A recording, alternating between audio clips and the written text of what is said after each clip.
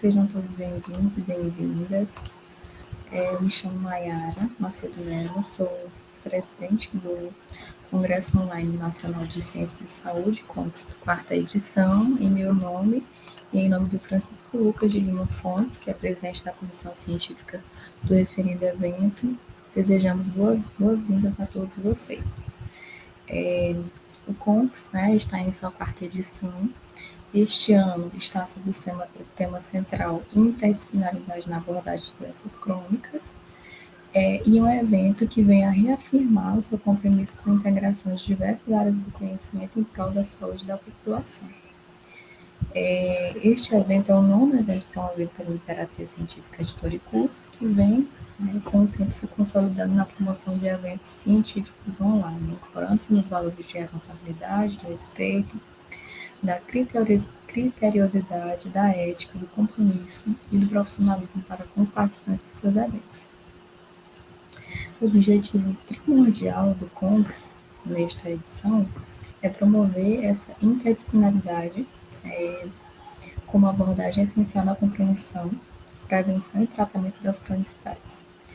Deste modo, nós reconhecemos que a complexidade dessas enfermidades exige uma visão holística integrada, que só pode ser alcançada por meio da colaboração entre diferentes áreas do conhecimento, como a medicina, enfermagem, serviço social, psicologia, educação, nutrição, biologia e entre outros.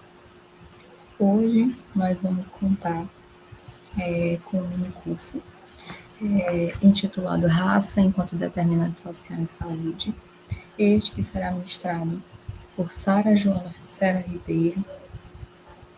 Sara vai entrar aqui conosco. Eu vou fazer uma breve apresentação da Sara, mas ela vai se apresentar novamente. Tá? A Sara é enfermeira pela Universidade Federal do Piauí, campus Senador Euvídio Nunes de Barros, pós-graduada em Planejamento e Gestão em Saúde, mestranda em Saúde da População Negra e Indígena pela Universidade Federal do Recôncavo Baiano e membro do Núcleo de Estudos e Pesquisas em Gênero, Raça e Saúde da Universidade Federal do Recôncavo Baiano. Também é membro do Laboratório de Vigilância e Diagnóstico Avançado e colaboradora externa da Liga Acadêmica de Saúde da Família e Comunidade, LASFAC, da Universidade Federal do Piauí, campus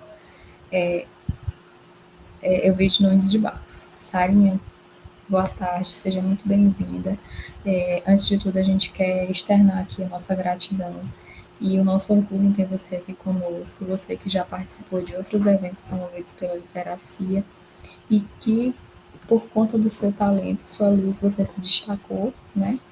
E hoje retorna nessa posição de trazer, compartilhar o seu conhecimento, a sua luta, e deixar muito claro que as pessoas às vezes podem não fazer nenhuma relação entre doenças crônicas não transmissíveis e as questões de raça, as questões de gênero, os determinantes sociais da saúde, mas nós que estudamos, essa área, entendemos que isso tem total congruência, que essas coisas elas estão, não só conversam, mas a partir disso elas vivem, elas surgem. Seja muito bem-vinda, fique à vontade e o espaço é seu. Muito obrigada pelo convite. Já estive nos bastidores também como monitora e para mim é sempre uma experiência muito agradável estar com o pessoal da literacia, né? E agora, como palestrante, compartilhando um pouquinho da minha trajetória acadêmica e do que eu venho pesquisado e trabalhando aqui na Federal do Recôncavo da Bahia. O mini curso que a gente vai conversar hoje é um pouquinho sobre as questões relacionadas à raça, né? Principalmente no que se trata aos aspectos da saúde, como é que raça vai interferir. Vou trazer aqui um pouquinho de algumas teorias, principalmente do conceito de raça e o que vem sendo desenvolvido nas pesquisas. Eu também vou conversar um pouquinho sobre a interseccionalidade, porque eu acho que é uma ferramenta, né, que é importante e que ela consegue atravessar as questões de saúde e resolver grande parte, né, dos problemas que a gente encontra e traz uma perspectiva diferente para que a gente possa compreender, né, esses processos que são complexos, não são coisas simples, né, a forma como isso se desenrola, e aí trazer um pouquinho sobre o viés da interseccionalidade é uma forma interessante de se trabalhar. Mayara já me apresentou, mas vou me apresentar aqui novamente. Como ela já falou, sou enfermeira, eu sou natural do Maranhão, mas estudei no Piauí e depois vim aqui para o Recôncavo. Faço parte do programa de mestrado em saúde da população negra e indígena e trabalho com comunidades quilombolas. Eu trabalho sobre acesso à saúde para essas comunidades. E que em comunidades tradicionais a gente também tem uma maior proporção de pessoas pretas e pardas, né? Assim como na população brasileira. E trabalhar com populações quilombolas faz a gente compreender questões relacionadas à saúde de uma forma diferente, até porque essas comunidades elas têm uma cosmovisão, uma forma diferente de olhar para a saúde, de compreender o processo de doença. São espaços que também têm produção de conhecimento. Então, enquanto pesquisadora, eu não chego lá como quem domina o conhecimento e quem é a dona da verdade, né? Eu chego lá como alguém que identificou algumas questões, alguns problemas, né, relacionados à saúde no formato que o Estado oferece, no formato que a gente aprende na academia, mas que compreende também que ali dentro são produzidos, né, conhecimentos. Quando a gente chega nessas comunidades, principalmente na atenção básica, que é quando aparece o primeiro problema de saúde, que eles procuram a unidade básica de saúde, não é a primeira opção deles, né? Antes eles já realizaram algum tratamento. E aí eles buscam muitos conhecimentos tradicionais. E os conhecimentos tradicionais estão no uso das ervas, no uso no uso da religião e da fé, né? Com os terreiros de Umbanda, de Candomblé, com a prática religiosa muito relacionada às práticas de saúde também, os banhos de assento, né? Os cuidados que são passados de uma geração para outra, no manejo dos alimentos, né? E tudo isso interfere também no processo de saúde e de doença dessas comunidades. O acesso à saúde, né, oficial, né, que é essa oferecida pelo Estado, oferecida pelo Sistema Único de Saúde, infelizmente hoje ainda tem alguns entraves, né? Ainda tem alguns problemas para conseguir fazer com que essa população seja realmente assistida. E aí a gente também vai conversar um pouquinho sobre essas barreiras de acesso, né? E como é que elas vão interferir no processo de saúde e doença dessas comunidades. Além de fazer parte do programa de mestrado aqui da UFRB, eu também faço parte do Núcleo de Estudos de Gênero, Raça e Saúde, o Negras UFRB.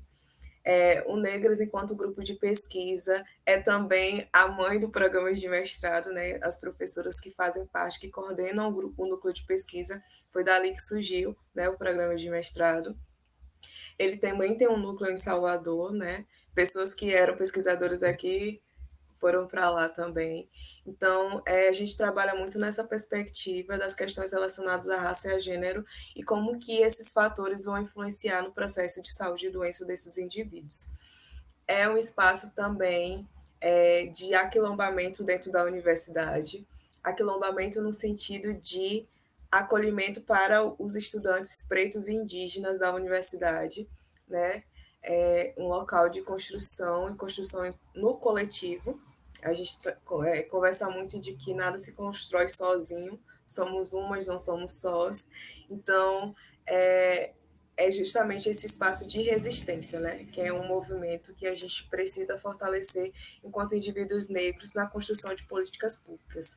Porque, infelizmente, para a população preta e parda no Brasil, a gente ainda tem muita dificuldade no que diz respeito a assegurar esse direito para esses indivíduos. Além do Negras, eu também faço parte do Laboratório de Vigilância e Diagnóstico Avançado, LabCOV, aqui na UFRB. A gente trabalha com arbovirose, então dengue, zika, chikungunya, oropuche. Trabalha com as infecções sexualmente transmissíveis e também com vírus respiratórios, Covid-19, influenza A e B e o vírus sincicial.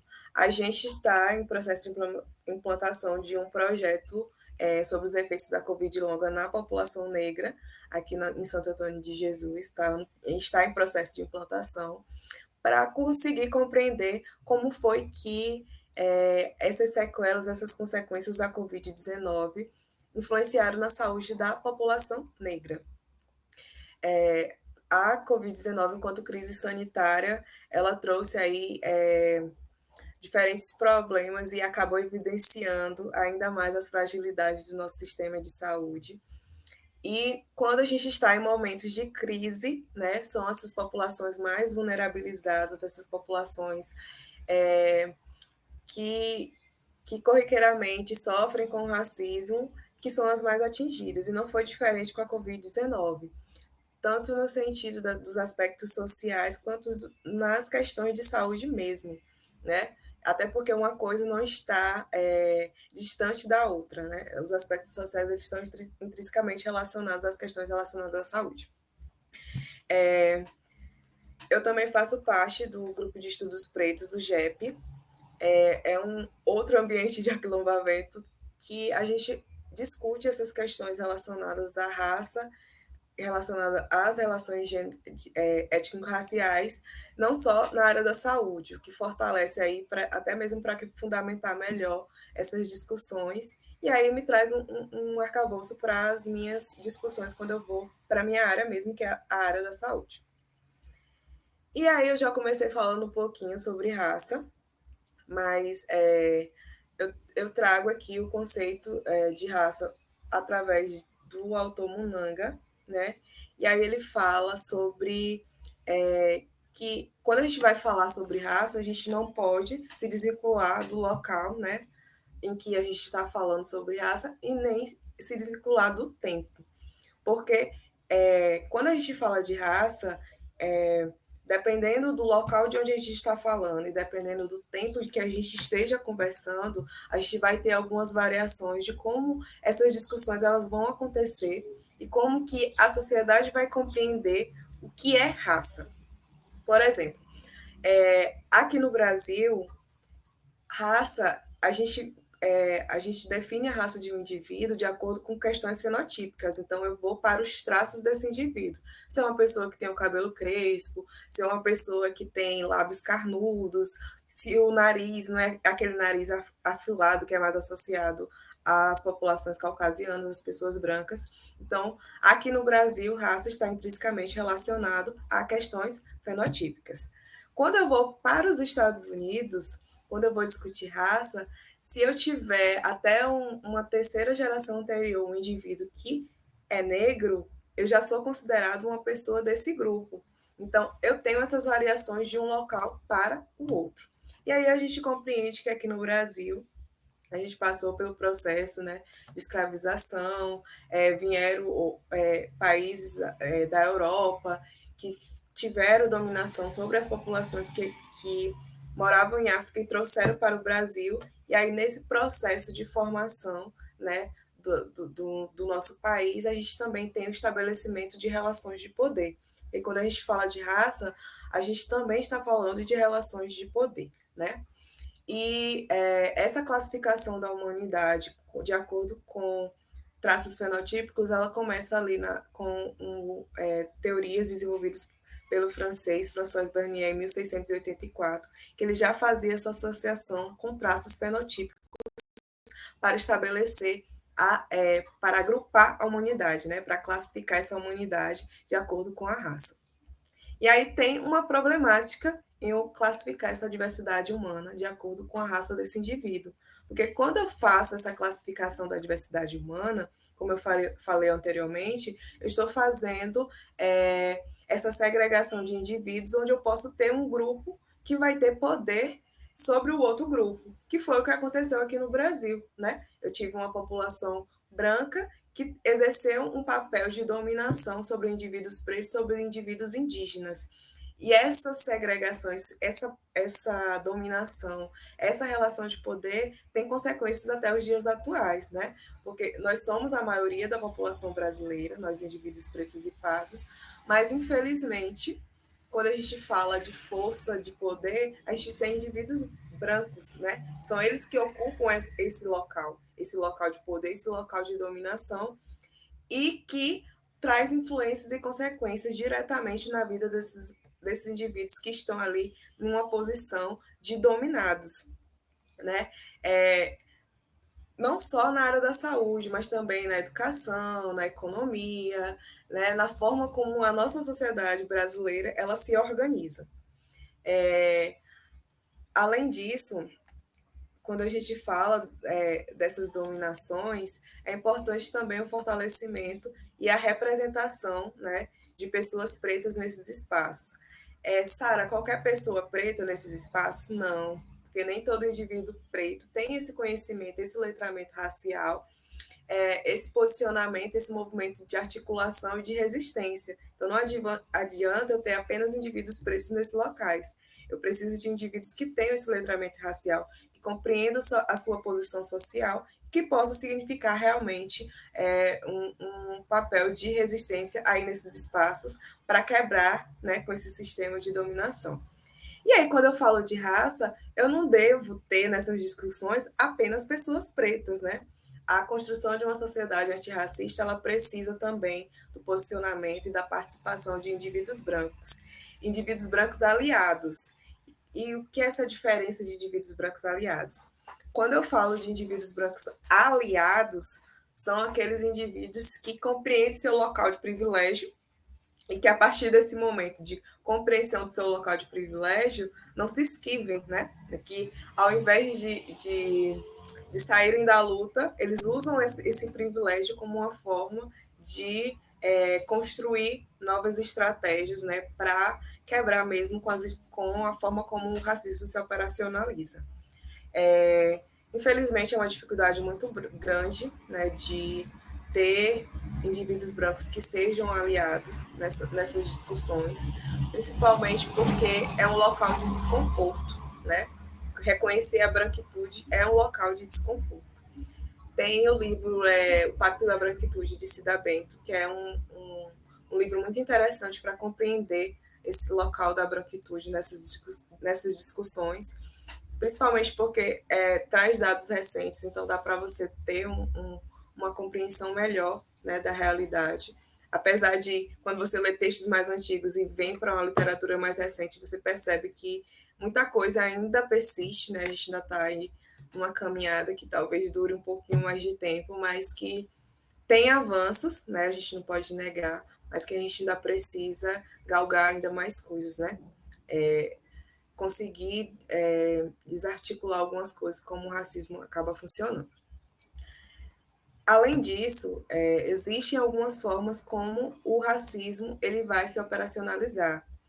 E essa forma de operacionalizar, ela muda com o tempo, né? Ela está o tempo todo se atualizando, por isso a gente precisa estar o tempo todo alerta, né? Para ver, observando mesmo como que o racismo ele funciona, quais estratégias que ele utiliza, quais formas de atualização ele está utilizando e como essas estratégias, essa forma de funcionamento, ela acaba influenciando na vida desses indivíduos, desses sujeitos. E aí eu trouxe aqui alguns exemplos, né, da forma como o racismo ele consegue se operacionalizar, né, e atingir a vida desses sujeitos, desses corpos racializados, né, que são as pessoas pretas, as pessoas pardas, as pessoas indígenas. Até porque quando a gente fala de raça, é importante destacar que nós, sujeitos pretos, a gente sempre consegue se entender como corpo racializado. A gente está sempre nesse local do outro. Desde muito cedo a gente entende, né, como a raça atravessa a nossa vida. Sujeito branco, não. Por quê? Indivíduos brancos são lidos como sujeito padrão. Então, para ele, aquilo é normal. A gente vê, por exemplo, no sistema educacional. A história como é contada é a história do colonizador. Né? A gente estuda a história de formação da sociedade brasileira, que fomos escravizados, né, que as violências que nós sofremos, mas sempre numa perspectiva como se não houvesse resistência, né, como se a gente não produzisse conhecimento também, né? Não produzisse resistência, não fôssemos sujeitos ativos nesse processo de formação do nosso país, quando não é verdade. Apesar das violências que nós sofremos, as populações negras, elas sempre apresentaram estratégias e formas de resistência como modos de sobrevivência e até mesmo para a proteção daquilo que era produzido como conhecimento, como cultura, como, por exemplo, a forma como as religiões aqui no Brasil, né, se misturam a tradição cristã com a tradição de matriz africana. Né? Isso foi uma forma que as populações negras encontraram de cultuar os seus orixás, mesmo sendo violentados, né? Até porque quando o Brasil foi colonizado, eles queriam que aqui se mantivesse a tradição cristã, né? Então, o culto aos orixás era algo proibido, né? E aí essas populações eram violentadas por questões religiosas. Então, como forma de resistência, a gente percebe esse cruzamento, né, das religiões de matriz africana com as religiões cristãs. E aí, nessas diferentes formas de operacionalização do racismo, a gente tem o racismo estrutural, que é a forma como a nossa sociedade foi moldada, né?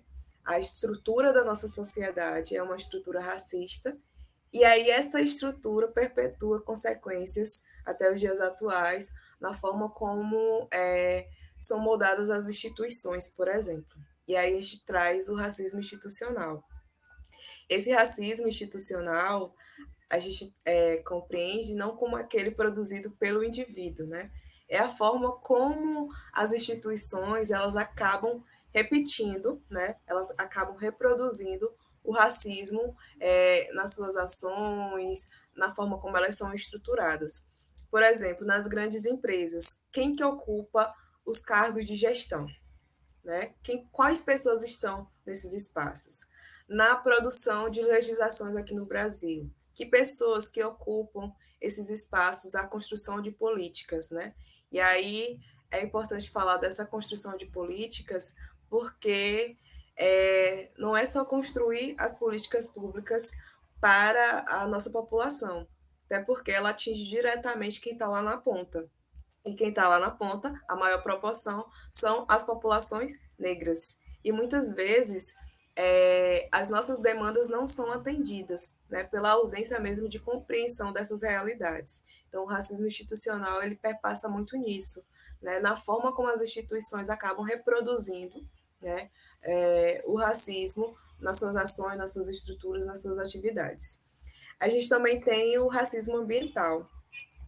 E aí, quando a gente fala de racismo ambiental, trazendo um pouco para a minha pesquisa, que é com comunidades tradicionais e comunidades tradicionais em situação de localizações rurais, esse racismo ambiental ele atravessa essas populações, por exemplo, na distância que elas têm que perpassar para conseguir um atendimento em saúde especializado, por exemplo. Então, esse racismo ambiental é o racismo que coloca essas populações na margem, né? Que coloca essas populações na periferia, em territórios que são perigosos, que apresentam risco, né, para a vida desses indivíduos. Por exemplo, a forma como as cidades são construídas aqui no Brasil. As populações mais pobres, né, as populações pretas e pardas indígenas, elas se localizam majoritariamente nas periferias dessas cidades. E aí, muitas vezes, nessas periferias, tem a distância no atendimento ao serviço de saúde, tem a distância para conseguir acessar as instituições de educação, tem a distância para conseguir segurança para esses indivíduos. Então, o racismo ambiental ele atravessa essas populações nesse sentido, né? Colocar essas pessoas à margem, né? Colocar essas pessoas em situações de vulnerabilidade. Além do racismo ambiental, a gente também tem o racismo algoritmo, e aí eu acho importante conversar sobre o racismo algoritmo, principalmente no contexto atual de uso das tecnologias e esse boom informacional, porque quando a gente fala de racismo algoritmo, é a forma como o algoritmo das inteligências artificiais, das redes sociais, como que ele consegue reproduzir, como ele se modula e reproduz o racismo nas redes, né? Ele está, por exemplo, quando uma inteligência artificial não reconhece uma pele negra, né? Está, por exemplo, tem até o caso de uma empresa de carros, de automóveis, que o automóvel não reconhecia corpos negros, né? O sensor não reconhecia corpos negros. Então, isso também é a reprodução do racismo, é também a reprodução de uma violência. No período da Covid-19, por exemplo, quando a gente fala de tecnologia, o oxímetro não conseguia fazer a leitura adequada da saturação de indivíduos negros. Então, quando ia se identificar o quadro real daquele indivíduo, ele já estava num estado, né, que era grave e que poderia ter sido evitado. O racismo algoritmo está, por exemplo, quando as redes não entregam material produzido por sujeitos pretos. Inclusive, já foram feitos vários testes, né, nas redes sociais de como esse processo acontece. E, atualmente, também é importante destacar na área das pesquisas, principalmente agora que as inteligências artificiais têm sido utilizadas, e a gente precisa discutir um pouco sobre esses aspectos éticos na utilização desse algoritmo, na utilização dessas tecnologias, principalmente porque a análise feita pelas inteligências artificiais, muitas vezes elas podem reproduzir esses racismos e podem fazer análise desses dados de modo que fortaleça, né, a estrutura como o racismo acaba operacionalizando na nossa sociedade. Então, a gente precisa também discutir um pouco sobre esses aspectos éticos nessas pesquisas. Além disso, a gente também tem o racismo linguístico, né? Que é a utilização, a forma como a gente, algumas palavras do nosso vocabulário, eles acabam fortalecendo, né, essa ideia negativa sobre o sujeito preto, sobre o sujeito racializado. Por exemplo, quando a gente utiliza palavras como denegrir, quando a gente utiliza a palavra preto de uma forma negativa, apesar do movimento negro ter feito um movimento de fortalecimento, né, das identidades de pessoas pretas, nesse sentido de não associar o preto àquilo que é negativo. Então, essas são apenas algumas formas de como o racismo ele consegue se apresentar, né, e como ele consegue atravessar a nossa sociedade e a forma como ela vai funcionar. Então, à medida que o tempo vai passando, até porque a nossa sociedade não é algo estático, né? Ela está sempre se moldando, sempre se modificando. E da mesma forma, o racismo ele consegue ir se atualizando, né? E atravessando corpos desses sujeitos. E aí eu volto para o racismo institucional, porque quando a gente está falando de saúde, né? Quando a gente está falando de saúde, o racismo institucional ele tem um atravessamento ainda mais forte para esse sujeito, principalmente quando a gente fala, né, do acesso ao poder, né, do acesso a como esse sistema de saúde vai se estruturar, de que forma que ele vai oferecer atendimento para esses sujeitos, de que forma ele vai oferecer recursos humanos, né, qual é a formação desses recursos humanos, dessas pessoas que estão lá na ponta, que estão atendendo essas populações. Será que eles têm formação para atender, por exemplo, populações quilombolas, né? Será se eles entendem que dentro daqueles espaços o entendimento do processo de saúde e doença é diferente, né? Que eu não posso chegar naquelas comunidades e anular o conhecimento produzido por eles, né? Ou ditar como que eles devem cuidar da própria saúde. Então, todos esses aspectos, eles têm uma força muito grande sobre o processo de cuidado, sobre assistência à saúde para essas populações. E eu preciso compreender como é que esse racismo institucional funciona e que estratégias que eu posso utilizar naquela realidade, né? Eu também devo observar esse tempo, esse espaço, e que estratégias eu posso utilizar para dizimar essas iniquidades em saúde. E aí existem três dimensões, né? Quando a gente fala de vulnerabilidade, existem três dimensões que elas vão atuar em conjunto, né? E aí elas vão produzir, né, iniquidades em saúde. Existe a dimensão individual, a dimensão social e a dimensão política. Quando eu falo da dimensão individual, e aqui eu estou usando, né, o trabalho de Jurema Werneck, que tem uma produção extremamente importante quando a gente fala das questões de gênero e raça e saúde, né? E quando eu falo dessas dimensões e desse conteúdo produzido por Jurema, ela fala sobre, na dimensão individual, sobre esses comportamentos que vão desproteger esse indivíduo. Então, aqui, nesse aspecto individual, são aquelas ações de saúde que o indivíduo tem relacionado aos cuidados mesmo com a própria saúde, que acabam expondo ele a situações de vulnerabilidade. E aí, nessa dimensão individual, é importante destacar também que acesso à informação que essa população está tendo, né, para os cuidados com a própria saúde. Né, e de que forma esse acesso à informação, né, vai interferir nesse cuidado dele com a própria saúde.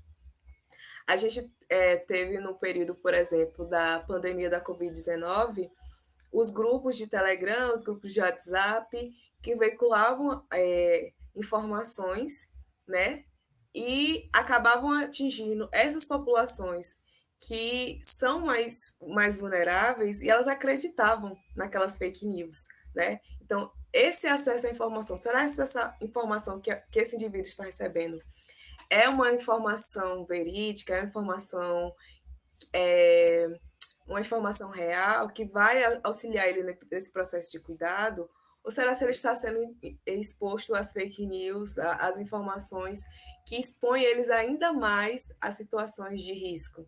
Então, a gente também precisa pensar nisso, né? Como que eu estou trabalhando as informações de saúde para a minha população, né? Se é uma população que tem, por exemplo, um nível de educação que é mais baixo, que isso acaba interferindo também nos cuidados em saúde que essa população vai ter consigo mesmo, né?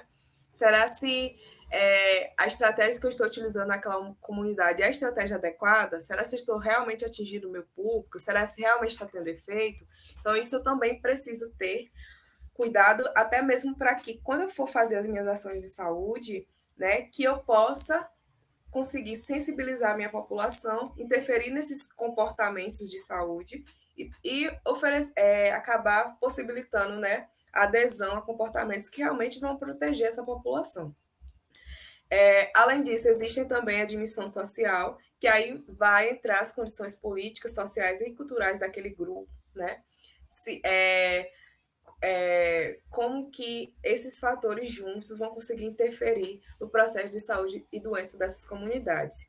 E aí entra a questão política ou programática, que realmente é ação institucional. É como as instituições, elas se organizam e se estruturam e vão criar, né, estratégias ou criar uma estrutura que vão fortalecer esse processo de vulnerabilização ou não. Então, essas três dimensões elas vão atuar em conjunto, e aí, a partir daí, é que eu tenho, né, as condições de vulnerabilidade que esses grupos acabam sendo expostos.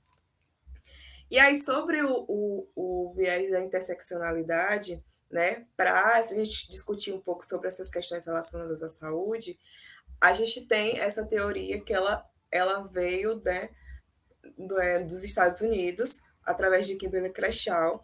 E aí a interseccionalidade, ela trabalha com a ideia de que esses fatores eles vão atuar em conjunto. Aqui a gente conversa muito sobre raça, gênero e classe, né? Como esses três fatores em conjunto, eles produzem iniquidades em saúde. No entanto, essa intersecção não é apenas com esses três fatores, né? Existem outros, né, que a gente pode trabalhar em conjunto, até para compreender, né, os processos de saúde e doença desses indivíduos. Aqui no Brasil, a Carla Cotirene, que é uma assistente social, né, já tem doutorado, se eu não me engano, nessa área também, ela trabalha muito com a teoria da interseccionalidade, né?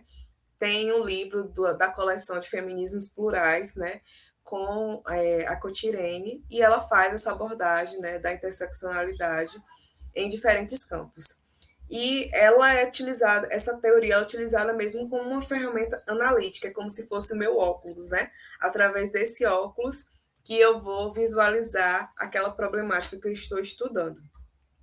E trabalhando a interseccionalidade sob o aspecto de gênero, raça e classe, é como se eu trabalhasse em conjunto. Eu tenho ali indivíduos pretos e indivíduos do sexo feminino, indivíduos dos estratos mais pobres da nossa sociedade. Então, vou avaliar como é que esses três aspectos em conjunto vão conseguir interferir no processo de saúde e doença desses sujeitos, né? Como que esses atravessamentos fazem com que a forma como o processo de saúde e doença para aquele indivíduo aconteça é diferente, por exemplo, para uma mulher branca que está numa classe social mais alta, né? Então, esse viés da interseccionalidade é justamente para isso, é como se fosse uma ferramenta, uma estratégia utilizada, né, para fazer essa análise e essas discussões.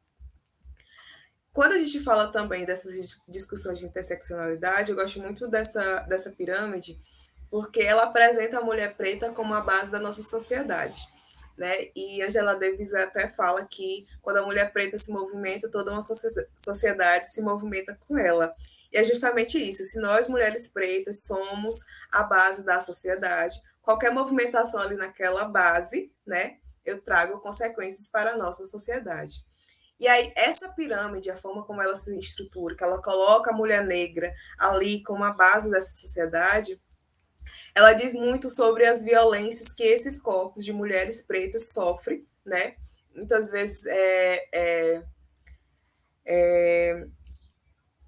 vezes essas violações trazem prejuízos ainda mais graves, né, para essas mulheres do que, por exemplo, para uma mulher branca, do que, por exemplo, para um homem negro, do que, por exemplo, para um homem branco que está lá no topo da sociedade.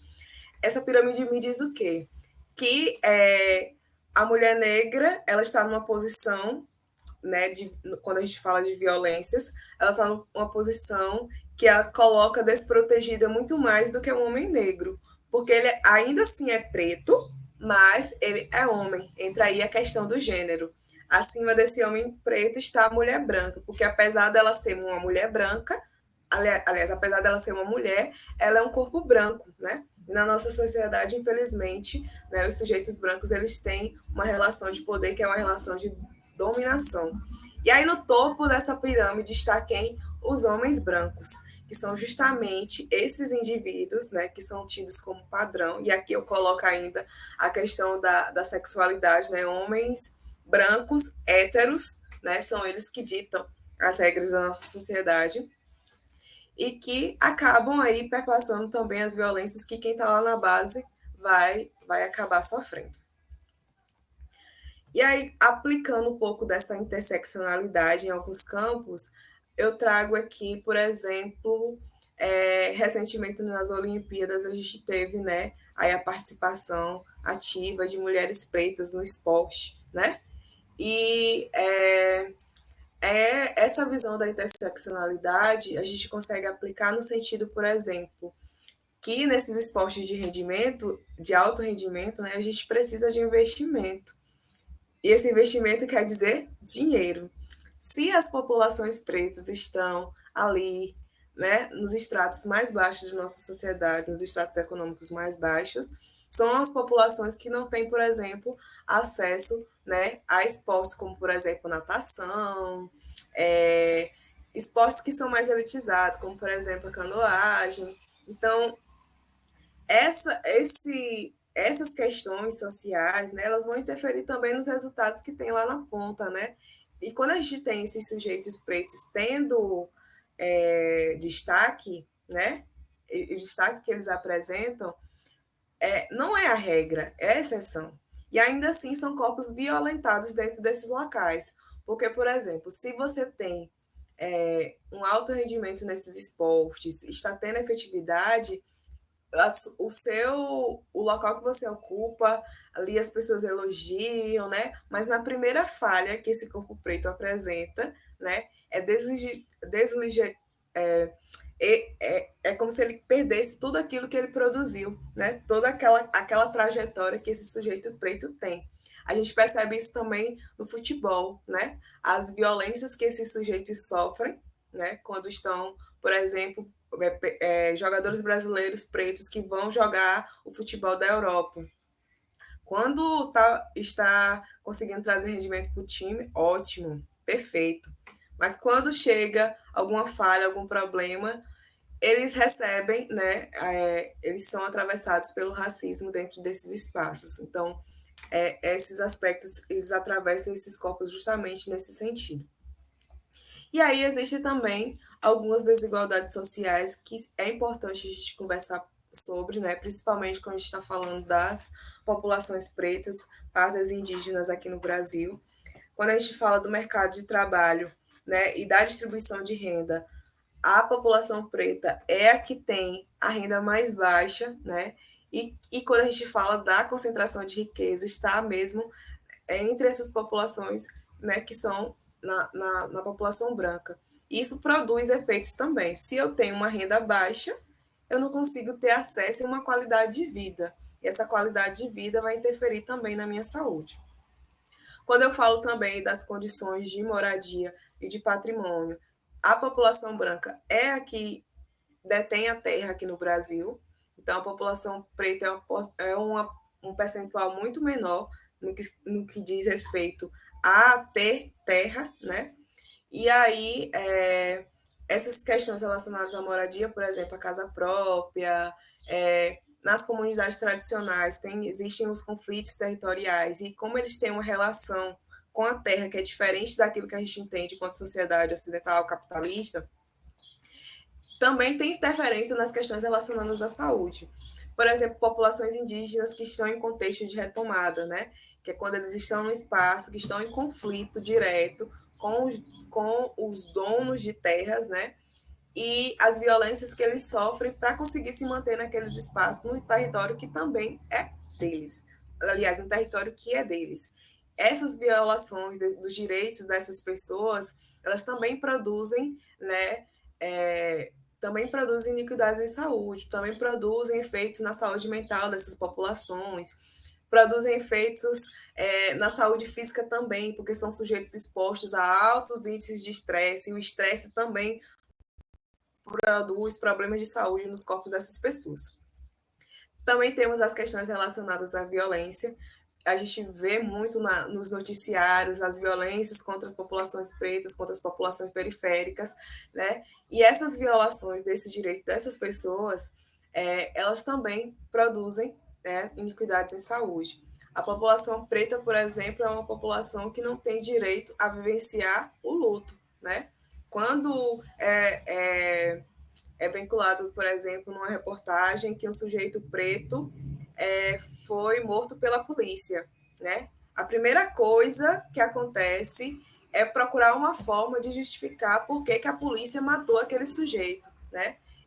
A polícia dizendo que não, que era um criminoso, que era um traficante, que era, né, o tempo todo tirando a moral daquele sujeito que foi morto, e a família, num tempo que deveria estar vivenciando seu luto, passar pelo processo de luto, ao mesmo tempo procura estratégias para defender a moral daquela pessoa que chegou a falecer, né? Então ele não tem o direito de vivenciar o luto. E isso também é uma violência e também traz consequências na saúde mental dessas populações.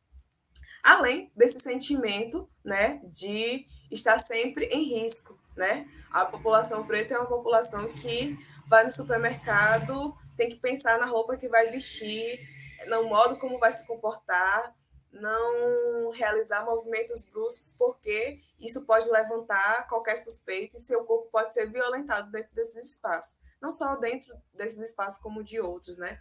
Então, essa sensação de risco, de perigo, ela também traz problemas para a saúde dessas populações. Inclusive, mulheres pretas, quando estão gestantes, né, que aí tem a possibilidade do seu filho nascer preto, elas também são expostas a altos índices de estresse, né? E esse estresse durante a gestação também traz consequências para essas mulheres, e aí a gente também tem a produção de problemas de saúde para essa população. Na educação, infelizmente, a população preta e parda no Brasil ainda tem uma dificuldade de conseguir acessar certos espaços de produção de conhecimento, e a gente fala também das instituições de ensino superior, por exemplo, sistema educacional brasileiro, infelizmente, tem um formato de funil, cada vez mais vai ficando mais difícil você acessar esses espaços. A gente tem, sim, as ações afirmativas, né, que trouxe aí, que abriu a oportunidade para que essas populações, e aí é importante frisar a oportunidade, né, que o que falta para essas populações é a oportunidade de acessar esses espaços. Ela vem como um movimento, né, que facilita o acesso a essas instituições, não de que esses sujeitos não consigam acessar de outra forma, até porque já foram feitas análises, né, de pessoas que entraram por cotas, que não entraram por cotas, não tem muita diferença no que elas conseguem avançar dentro das universidades, que elas conseguem produzir, né? Mas é uma política mesmo de reparação histórica de tudo aquilo que as populações que vieram de África sofreram aqui no Brasil, todas as violações que sofrem até hoje, né, no processo de formação da nossa sociedade. E quando a gente fala também da participação em gestão, porque populações pretas ainda são poucos os que exercem cargo de gestão aqui no nosso país. E, e essa ausência de pessoas pretas nesses espaços de gestão é que acaba produzindo ainda mais iniquidades, porque a gente são pessoas, quem produz, né, quem direciona, quem direciona as ações da gestão são pessoas que não conhecem a realidade de quem está lá na ponta, de que na maioria das vezes são essas populações pretas, pardas e indígenas. E quando a gente fala da população indígena, ainda é uma situação cada vez pior, porque é como se esses sujeitos não existissem, né? Até porque, quando a gente fala de populações indígenas aqui no Brasil, ainda tem um estereótipo muito grande sobre o que é ser indígena no Brasil. E quando a gente fala das questões relacionadas à saúde, recentemente, o que é uma vitória também, foram produzidos 2 boletins, né, epidemiológicos pelo Ministério da Saúde, que eles trazem alguns dados relacionados às questões de saúde, né, segundo o critério raça-cor. E é importante o preenchimento desse critério raça-cor, mais à frente a gente vai conversar um pouquinho sobre isso, porque é através desses dados que eu consigo compreender, né, a realidade dessa população e produzir, construir as minhas estratégias, né, dentro do Sistema Único de Saúde, para que essas iniquidades elas consigam ser realmente dizimadas e que essa população consiga ser realmente assistida. Até porque as populações pretas são as populações menos assistidas, né? E que tem uma assistência em saúde que não é resolutiva, né? Aquela pessoa chega no serviço de saúde, mas ela entende que o seu processo de saúde e doença ele não teve uma resolução, sempre fica alguma coisa ali que precisa ser resolvida, né? Que não teve uma assistência efetiva. Isso está associado também à forma como esses sujeitos são indivíduos. Esses sujeitos são atendidos, como, por exemplo, quando chega um indivíduo preto, né, no serviço de saúde, é uma população que não é ouvida, é uma população que não é tocada, né? É uma população que é violentada em diversos sentidos dentro desses espaços. E aí a gente tem, por exemplo, quando a gente vai identificar questões relacionadas à inflamação, né? Por exemplo, estou assistindo uma gestante, eu estou assistindo uma mulher que está em processo de amamentação, e aí é uma mulher que está o tempo todo referindo que está sentindo dor ali naquela mama. Dificilmente o profissional escuta o que ela está falando, né? E aí, quando eu vou para a avaliação que a gente aprende lá no nosso processo de formação da inflamação, eu tenho os sinais, né, da inflamação. Mas para isso, para me avaliar esses sinais da inflamação, eu preciso tocar a minha paciente. Eu preciso ouvir a minha paciente. Eu preciso ouvir quando ela diz que está com dor. Eu preciso tocar para saber se ali naquela mama tem alguma formação de algum nódulo. Eu preciso, ou seja, eu preciso tocar a minha paciente. Eu preciso avaliar se aquela pele está quente. Eu preciso avaliar se aquela pele apresenta alguma vermelhidão, alguma descamação. Mas se é uma população que não é ouvida, ou se é uma população que não é tocada, como é que eu vou identificar esses fatores? Então, esse processo do atendimento para essas populações também acaba produzindo essas iniquidades em saúde e fazendo com que os problemas para a população preta se apresentem né, de uma forma mais agravante do que para outros grupos raciais. O boletim ele traz alguns dados relacionados à saúde e ele mostra como, para a população preta, os casos novos eles acabam se apresentando de uma forma maior. E aí não é só ver esses dados estatísticos, eu preciso entender o porquê que isso acontece, né? Então, isso está lá na forma como a assistência à saúde para essa população ela acaba se apresentando. E quando eu falo da assistência à saúde para a população negra, né, aqui no Brasil, a Pesquisa Nacional de Saúde de 2019, ela mostra que a população preta é uma população que tem uma forte dependência, né, dos serviços públicos de saúde e que 71,5% não tem, da população brasileira não tem acesso à saúde suplementar, né, que seria fora do Sistema Único de Saúde. Esse percentual é aquela população que não tem, por exemplo, um plano de saúde fora do Sistema Único de Saúde, ou seja, isso fortalece, né, esse comportamento de que essas populações dependem da efetividade do Sistema Único de Saúde. E essa maior proporção de utilizadores do SUS está entre as populações pretas e pardas, que é a proporção que está nas camadas mais pobres, né, nos estratos mais pobres da nossa sociedade. Além disso, essas desigualdades sociais elas acabam tornando essas populações ainda mais vulneráveis, né, que são essas populações que se encontram nas periferias, que não têm acesso a condições sanitárias adequadas, que não têm acesso, muitas vezes, a informações em saúde que possam conduzir a forma como elas vão cuidar da própria saúde nesses espaços. É aquela população que depende que tenha medicação lá no posto de saúde, que depende que tenha a disponibilização de profissionais como enfermeiro, o dentista, o médico. Então, se eu não ofereço para essa população esses recursos, e se ela depende exclusivamente do Sistema Único de Saúde para o atendimento da própria saúde, elas estão em condições de vulnerabilidade. E é essas condições de vulnerabilidade que acabam impactando diretamente, né, nos indicadores de saúde para esses grupos. O sistema de saúde, infelizmente, ele não está preparado para o atendimento para essas populações. E aí a gente vê, por exemplo, essas populações são aqui precisariam de um horário diferente do que o posto de saúde funciona para conseguir atendimento, né? Porque se o posto funciona de 8 às 5 horas da tarde, é o mesmo horário que esses grupos estão no trabalho. E nem sempre eles conseguem uma folga no trabalho para conseguir ir realizar o seu atendimento. E às vezes, quando eles conseguem a folga, vão para o atendimento, não conseguem atendimento, precisa voltar um outro dia. Então, esses entraves acabam também influenciando no processo de saúde desses indivíduos. Além disso, né, a Constituição Federal ela traz que a saúde é um direito de todos e dever do Estado, e que esse acesso ele deve ser de uma forma universal e igualitária, e um dos princípios doutrinários do SUS é justamente a equidade, é oferecer para esses grupos, né, condições adequadas para que eles consigam acessar os serviços de saúde. E quando eu falo do acesso a serviço de saúde, né, quando eu falo de acesso, de acessibilidade, a forma como essas organizações vão se estruturar, elas vão interferir diretamente em como esse acesso e essa acessibilidade elas vão ocorrer.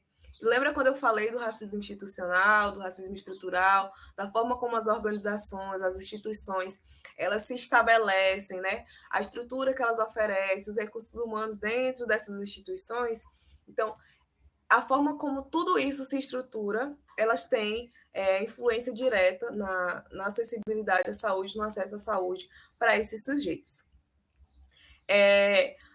Geralmente, para acessar os serviços de saúde, e aí vai entrar a questão da localização geográfica, se tem uma renda que permita com que pague um transporte para conseguir chegar aos serviços de saúde, se tem condição de comprar uma medicação. Então, todos esses fatores, eles têm forte influência na saúde desse sujeito, Porque se eu não tenho acesso a esses recursos, eu não consigo fazer o tratamento que me foi orientado pelo profissional de saúde que estava lá naquela instituição de saúde, naquele serviço de saúde.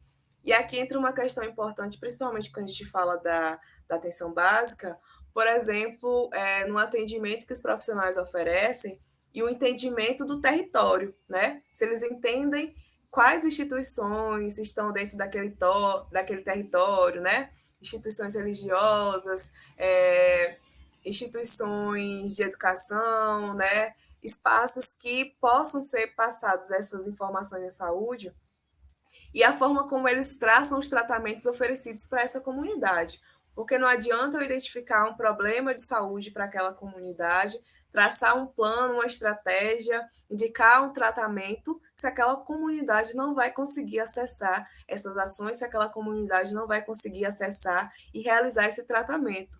Ela vai ter a informação, e muitas vezes o modo como essa informação é passada para essa comunidade é uma informação que ainda traz dúvidas, né? Mas ela não vai conseguir executar de fato aquele tratamento, aquele cuidado de saúde, porque ela não tem acesso àqueles recursos. Então, isso também expõe, né, essas comunidades, essas populações a situações de vulnerabilidade.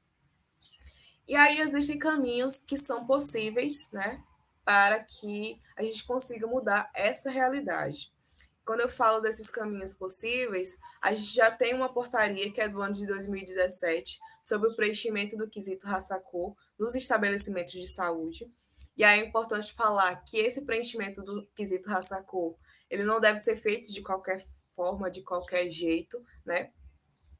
Até porque o preenchimento ele é feito pela autodeclaração daquele indivíduo. Então, não é a leitura que o profissional faz, né, de qual seria a raça, etnia daquele indivíduo. Eu preciso perguntar ao meu usuário.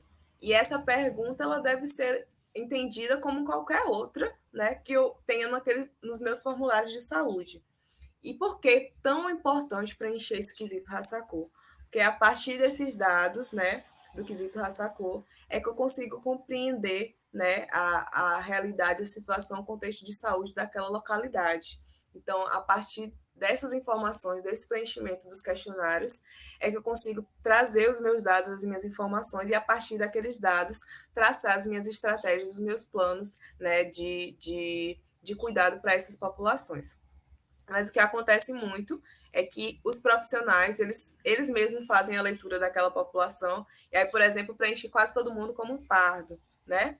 E às vezes a leitura que aquela pessoa tem não é de pardo. Ou, por exemplo, populações indígenas, né? Que eu preciso perguntar se aquele sujeito é indígena ou não, qual a etnia que ele pertence. Porque dentro das comunidades indígenas também tem a questão da etnia, né? São diferentes comunidades indígenas aqui no Brasil. Mas se eu não pergunto, eu não vou saber que aquela pessoa que eu estou atendendo é uma pessoa indígena, se é uma pessoa indígena que é aldeada, se é uma pessoa indígena que não é aldeada, se é uma pessoa indígena que precisa de apoio financeiro para conseguir se deslocar da sua comunidade até a unidade de saúde, se é uma pessoa que tem acesso a uma medicação, que tem acesso à realização de um exame, né? Quais são as questões culturais, as práticas tradicionais realizadas na comunidade que aquela pessoa pertence e de que forma isso pode interferir no tratamento que está sendo orientado dentro daquele estabelecimento de saúde. Então, todas essas questões relacionadas à raça-cor, elas interferem nesse processo de saúde e doença e eu preciso que esses dados sejam preenchidos de uma forma adequada, até mesmo para que as minhas políticas elas tenham um efeito, né, efetivo, né, para essas populações. Para além da legislação com essa portaria, a gente também tem a Política Nacional de Saúde Integrada à População Negra, né, que é uma política que, apesar de ter sido desenvolvida ali por volta de 2009, ela ainda está sendo implementada em apenas 10% do território nacional. E aí a gente observando a extensão territorial do Brasil tão grande e você pensar que apenas 10% dos municípios implementam essa política em um país que é constituído majoritariamente por pessoas pretas e pardas indígenas e a política não é aplicada. E quando a gente fala da Política Nacional de Saúde Integrada da População Indígena, o cenário é ainda pior, né? Porque poucas pessoas, poucos profissionais conhecem essas políticas e as implementam dentro dos serviços de saúde. E é através dessa política que eu consigo entender a realidade dessas populações e que estratégias que eu posso traçar, né, para que o atendimento seja realmente adequado. De que forma algumas doenças elas acabam se apresentando para essas populações, né? Como que essas questões que expõem essas populações a vulnerabilidades interferem nesse processo de saúde e doença. Mas, infelizmente, é uma política que ainda está aí caminhando para a sua implementação. Ela ainda não foi implementada da forma que deveria. Existem só essas? Não.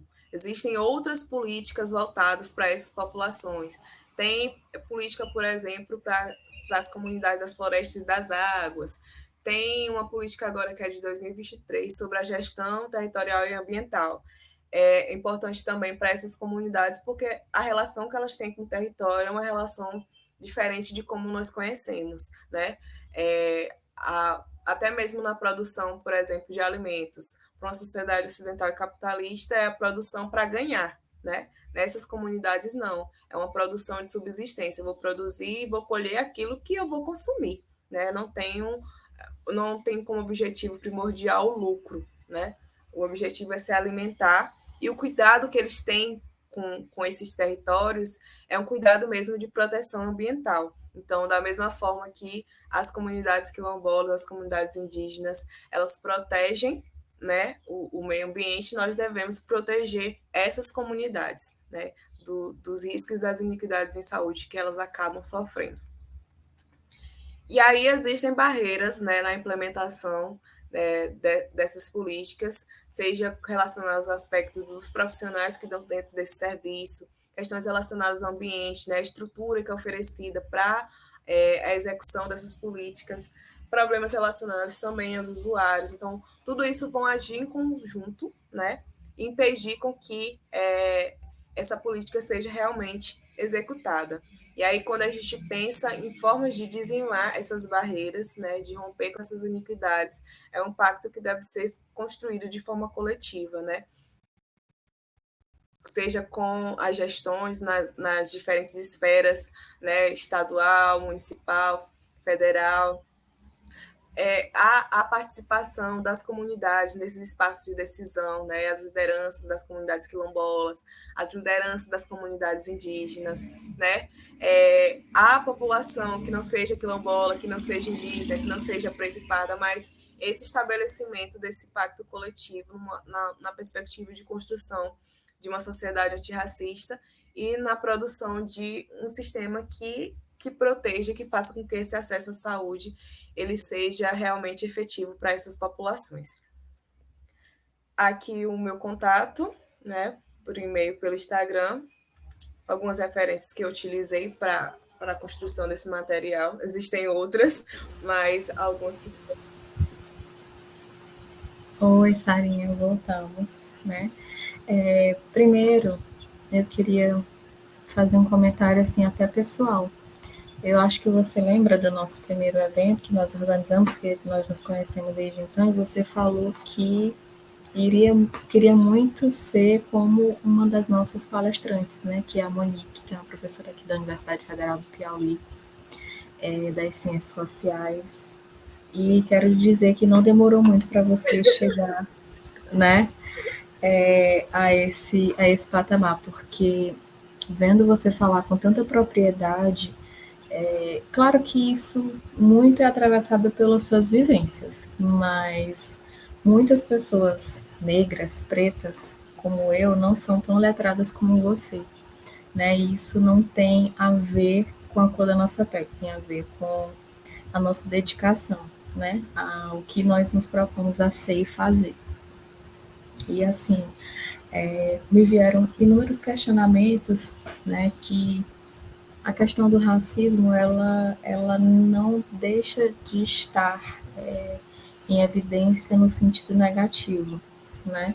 Nós temos aí o tempo inteiro situações acontecendo em nosso desfavor, em certa medida, e com muita desinformação e pessoas, né, no alto do seu privilégio, da sua branquitude ou das pessoas que se auto-intitulam assim, nos colocar sempre no espaço separado disso, né? O caso mais recente é o caso daquele comentarista e, né, jornalista futebolístico Thiago Leifert, que foi fazer uma live com a Sara Zara, né, que é uma mulher preta, ativista e tudo mais.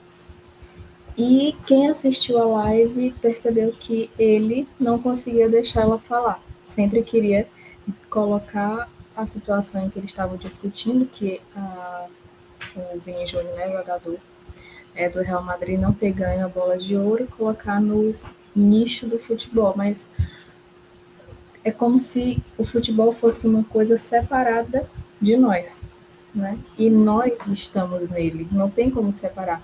Ah, e ele colocava a pauta na seguinte maneira: mas nós estamos falando sobre futebol, não é sobre racismo. Como assim? Tem como separar? Né? Então, querem separar, né? E para poder legitimar e fortalecer esse preconceito. Dentre as várias dúvidas que me surgiram aqui, essa questão, né, que eu fiquei bem assim surpresa com relação a essas diferenças da definição de raça, né, para cada cultura, para cada país. Você trouxe para a gente que a pessoa negra, preta no Brasil, ela é definida pelas suas características fenotípicas. Para muitas pessoas, né, elas me veem como uma pessoa morena, nem branca, nem preta, morena, mas eu me autodeclaro preta, negra. E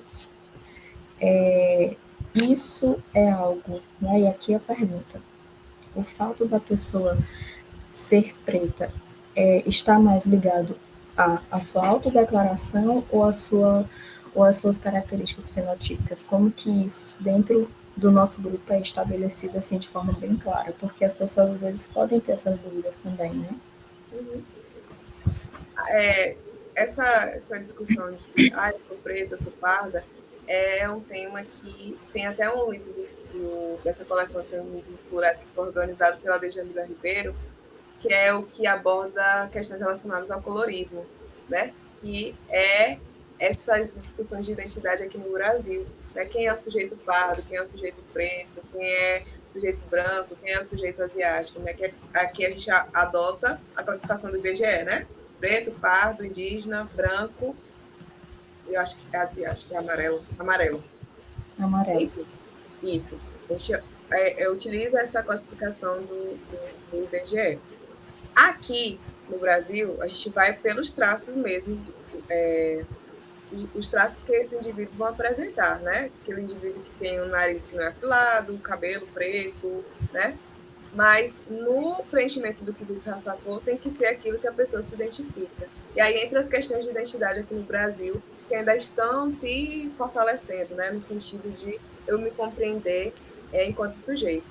Para além dessa discussão das variações, né? De quem é preto, de quem é pardo, tem também, a gente precisa compreender essas variações entre os sujeitos brancos. Porque o que a gente lê como branco? É aquela pessoa branca da pele, né? Bem clarinha, do olho claro, do cabelo liso. Né? Mas existem variações também entre as populações brancas. Se eu não me engano, o nome do livro é Branco, Branquíssimo, e alguma coisa, Branco, Branquíssimo, do branco ao encardido, uma coisa assim. E ele traz essas discussões relacionadas às variações entre as populações brancas, porque é isso que acaba gerando dúvida na hora da gente fazer a nossa autodeclaração, né? De se entender enquanto sujeito preto e pardo, ou de se entender como sujeito branco. Mas a gente também tem que levar em consideração que quando a gente é um sujeito não branco, não resta dúvida, porque a gente sofre violência nos espaços que é composto majoritariamente por pessoas brancas. Eles fazem questão de indicar que a gente não é um sujeito branco, então não tem como ter dúvida se eu sou um sujeito pardo ou um sujeito preto. Nós entendemos, né, que segundo aquele diagramazinho de determinantes sociais em saúde, existem os eixos, né, que é alimentação e segurança, acesso a serviços de saúde, ambiente físico, condições socioeconômicas, enfim. dentro das suas pesquisas, das suas vivências no contexto do Brasil, né? Quais são esses determinantes que mais afetam o nosso grupo? O que é que você... População preta, né? Assim, é isso. Pelo menos nas comunidades tradicionais que eu estou agora, né? Que eu estou trabalhando na minha pesquisa, questões relacionadas principalmente à renda desses sujeitos, né? Interferem muito nas condições de saúde deles. Principalmente pessoas que têm uma família, por exemplo, com 5 indivíduos, mas com menos de um salário mínimo. Né? Questões relacionadas à alimentação dessas comunidades, nem tanto, porque eles também conseguem produzir dentro das comunidades. Né? Então, isso acaba auxiliando nesse acesso à alimentação. A questão está apenas na forma como essa alimentação é feita e realizada, porque não é só ter o alimento, né? A gente precisa observar também a forma como eles produzem esses alimentos na hora do preparo mesmo, do manejo dessas alimentações. Além das questões relacionadas, além das suas questões relacionadas à nutrição, também questões relacionadas à violência, né? Principalmente nessas comunidades tradicionais que estão em contexto de conflito, ameaças mesmo diretamente contra a vida dessas lideranças, contra a vida das pessoas que estão de forma mais ativa dentro das comunidades, né? Que acabam se expondo mais. Então, essas questões relacionadas à violência e à nutrição são aspectos, e renda também, né? São aspectos que interferem muito nas questões de saúde dessas pessoas. E questões relacionadas à saúde sexual e reprodutiva também, alguns comportamentos. Exato. Sara, atualmente eu estou estudando SNT, né, que são as crônicas não transmissíveis. E nós temos a Bíblia da Epidemiologia, que é da Rui Quarol, e um dos capítulos, que é escrito pela professora da UFMG, Débora Malta, ela fala, né, dos 4 grandes grupos, né, de doenças crônicas não transmissíveis, neoplasias, doenças cardiorrespiratórias, doenças cardíacas e diabetes, né? São os 4 grandes grupos, assim, classicando. E lá ela coloca 2 outras doenças crônicas que não transmissíveis, né? Aliás, 2 grandes grupos que não estão inseridos nesse contexto, mas que o Vilaça, né, também traz essa nova complementação, que são as violências, né? As doenças provocadas pela violência, e aí o nosso povo com certeza está com os números bem altos nesse aspecto, e as doenças mentais, né, os transtornos mentais, que nós também, com certeza, estamos muito adoecidos em relação a isso. Então, assim, a gente conseguir visualizar os determinantes sociais em saúde para a população negra é uma coisa que é muito fácil de visualizar, porque ela está em todos os lugares, né? Não existe um local que ela não esteja. E aí também o Vilaça coloca mais uma pontuação, que a depender da doença infecciosa, ela deixa de ser infecto-contagiosa para ser crônica. A exemplo, por exemplo, da tuberculose, da hanseníase, que são doenças infecto-contagiosas, porém, o seu tratamento é de no mínimo 6 meses. Então, toda doença que ultrapassa um período de 3 meses, ela é considerada crônica. Né? Então, essas doenças também, elas entram nesse grande, né, globo que vai abarcar as doenças crônicas não transmissíveis. E durante toda a sua fala, é muito fácil e perceptível ver como nós estamos completamente à margem. E aí entra a questão de gênero que você pontuou muito bem. Existe o preto, mas existe a mulher preta. Existe o preto, existe a mulher preta, mas existe o preto, a mulher preta e a mulher homossexual, né?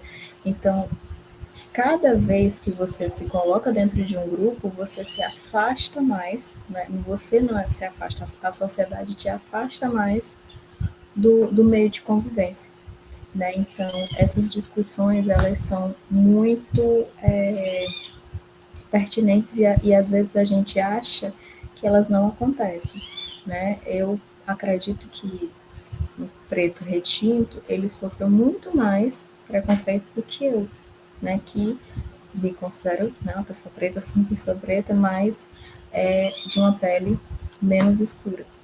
Então, todas essas coisas, elas acontecem o tempo inteiro com a gente, e em todos os espaços.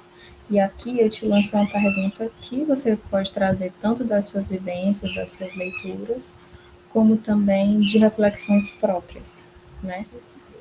Quais são, assim, exemplos, né, de boas práticas nacionais ou internacionais, né, que podem ser aplicadas na nossa realidade para lidar com as questões de raça enquanto determinado social em saúde?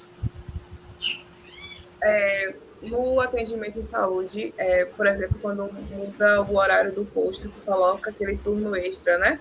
Para não ser no horário Uhum, comercial. Essa é uma estratégia que consegue aproximar essas populações, porque é, são populações que geralmente no horário que o posto está funcionando, elas estão trabalhando. Então, se eu ofereço um outro turno para esse atendimento, eu consigo com que essas populações elas acessem o serviço de saúde. Além disso, uma prática que é extremamente importante e necessária, não só para as populações, né, pretas e pardas, é o reconhecimento de território por parte dos profissionais que estão ali dentro daquela, daquela instituição de saúde, daquele serviço de saúde. E quando ele conhece o seu território, ele consegue atingir melhor a sua população, consegue identificar quais grupos estão precisando de maior assistência naquele momento, né? Que ações que precisam ser traçadas naquele momento. Além disso, a associação, por exemplo, das práticas tradicionais dentro do serviço de saúde, porque isso é uma prática possível. Eu posso fazer, por exemplo, a farmácia de produtos naturais ali dentro da minha unidade, porque é um conhecimento produzido pelas comunidades, né? Então, postos de saúde que estão dentro das comunidades tradicionais, eu posso associar, né, esses dois conhecimentos de uma forma de fortalecimento, né, do cuidado de saúde para essas populações. sim, é verdade. Sarinha, nosso tempo estourou, mas assim, queria muito te agradecer, né? Eu vou indicar, né, essa palestra, na verdade, eu vou levar essa palestra para os meus alunos na Universidade Estadual do Maranhão, que eu estou ministrando aula no momento, porque surgiu, né, uma discussão acerca disso, né, e eu vi que existia muita ausência de conhecimento, né, e trazer, né, a sua fala tão fundamentada, eu acho que vai ser muito importante, acho não, tenho certeza que vai ser muito importante para eles. Mais uma vez, muitíssimo obrigada, a gente não tem como agradecer você e expressar toda a nossa gratidão por você ter aceito esse convite e ter compartilhado tanto do seu conhecimento. Eu espero que nos encontremos mais. Precisamos. Por nada, eu que agradeço pelo convite, é sempre muito bom estar com vocês. Muito obrigada. E também é sempre muito bom falar sobre isso, né? Eu acho que tem que ir para Com mais certeza. Tem que falar todos os dias e falando todos os dias ainda é pouco. exatamente. Ainda é A luta é nada. grande. A luta é grande. É, a luta é grande. Obrigada, Sarinha. Por nada. Bom, pessoal, nós estamos encerrando nosso mini curso. Quaisquer dúvidas vocês podem enviar para o formulário, que a Sara entra em contato e consegue solucionar essas dúvidas para vocês. Tá bem? Obrigada a todos e até a próxima.